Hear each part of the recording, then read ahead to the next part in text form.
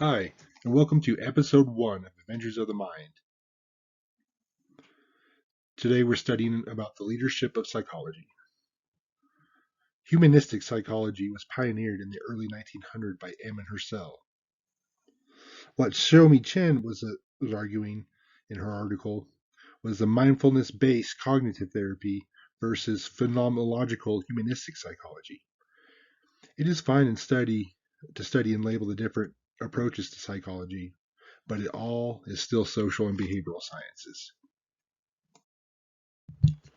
I did like how Shomi Chin established social science as an interdisciplinary science.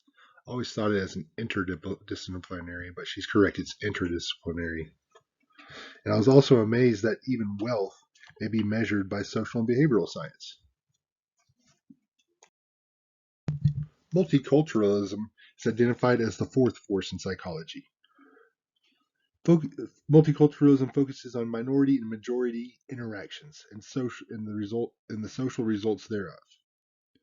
Mental health professionals criticize the cultural competence approach. Clinicians struggle with the application of multicultural guidelines because they typically have little support during and beyond their training years in the translation of the guidelines into their interactions with clients.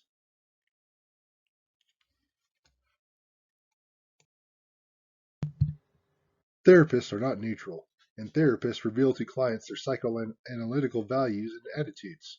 This is otherwise known as bias. As psychologists, we need to be aware of our own biases. A history of behavior. Behaviorism became an important force in psychology from 1913 to 1920.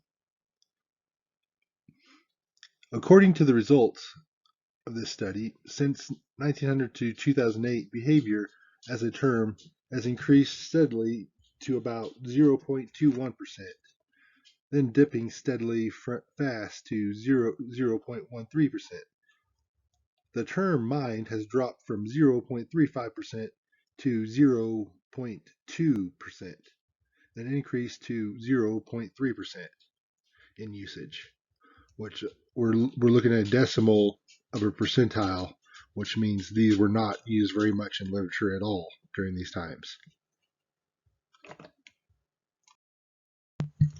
This article argues that the mind and behavior are separate and should be studied separately. Well, they can be studied separately, but they're both part of the body and therefore they're connected and they go together and they're part of each other and they affect each other and they intertwine.